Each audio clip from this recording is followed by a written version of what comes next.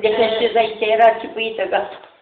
O zice Miha că o felie de coțonac, un pahar de suc de ceva. Păi, sigur. Gata. Mâncare ne facem noi. Da, pe mama a făcut ciorbă, face ciorbă cu ascunsele de la punete de mâncare. Da.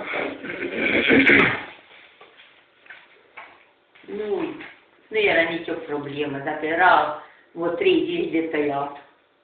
Păi aia am zis, că dacă să fie ca la tete, așa pentru un ceas mai mare. Deranjul.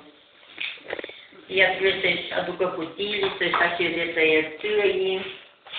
Sau ce le mi-ai făcut cu scrap? N-am întrebat. I-am întors, i-am adunat la altă grămadă, i-am acoperit. Ei, pe jos, pe desubt, parcă era, nu uscat destul. I-am întors frumos și apoi i-am acoperit iară. Dacă ce vei luat așa cu grijă și băgat în cutie. Ce chimeruș? Păi pun, noi. Nu mă duce eu să-i pun. Să-i puie. Acolo-s destul. Dar nu te-o mai sunat, ai semnal, așa-i? Da. Nu te-o sunat să zic că te duci în Sibiu, nu te duci. Unde? Mâine? Păi trebuie să-și cumperi fructe. Dar nu mâine, sâmbătă. Mâine, pui. Mâine. Păi mă, păi până în Sibiu, ducă-se Poco. Oh, mamă. Dacă pot să ajut, mă duc să-i ajut, Doamne, iartă-mă. Te rămânește ca pe rufa în râu, te spală pe tine. Dar vezi, cum i-ai dat tu, când am fost în Cluj, ce vezi, motorina, Da. benzina, ce ai. Păi și tu ești obosit mor la nuntă. Dar păi, ce să facă să fie hodinit? De acolo trage sus în pat. Da. Asta te poți hodini.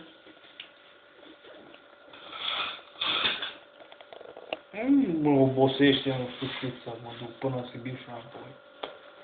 Păi, cum nu? Așa bine, că nu mă obosește, nu știu cât, să zic că... Decât să stia aici la găini. La ce găini? Mă, mamă, și să m-a ajutat când am avut nevoie. N-am ajutat. Mi-a dat 1000 de euro, mamă. Câte milioane? 40 de milioane. Bine, mi-a dat cu împrumut, dar mi-a prins bine. Por favor. Dar nu fac nimic seara. Da, ce faci? Se joacă la telefonul ăla. Unde eu mă duc? Eu nu mai iau un lichean și îmi bag apă și îmi bag... Vrei să-l supă, Coco? Îi zic și de sculele. Îi zic lui Coco. De ce? Că Nelu, iute ai adus ceva scule de dincolo de la Victoria? Zic că da, mi-o dat tati să le aduc. Să mi le aduci. Atât.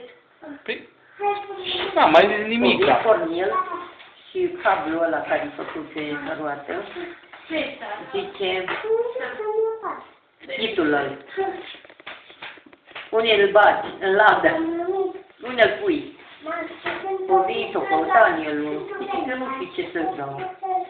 Când? Azi primăvară. Ah. Zic că eu nu știu ce să dau. Eu ce să lăsa Cornel aici, că eu nu m-am cu ăia. Întreabă-mă de ringuri, de furcuțe, de ale mele, știu de ele, dar de ele nu știu. O vii și Cornel și zice să dispaie de aici. Că zice că eu am numai un clește de tăiat cabluri. De fapt, nu l-am mai interesat. Trebuie să le aduc și pe alelalte, că zice Cornel că aici le-au lăsat și nu le-am mai găsit, n-am mai știt pe unde le-au lăsat. Păi nu sunt ale lui. Știu că nu sunt ale lui. Dar el merge eu ca când dar și ale lui. Nu știu cleștele, ăla poate fi al lui Nelu, nu?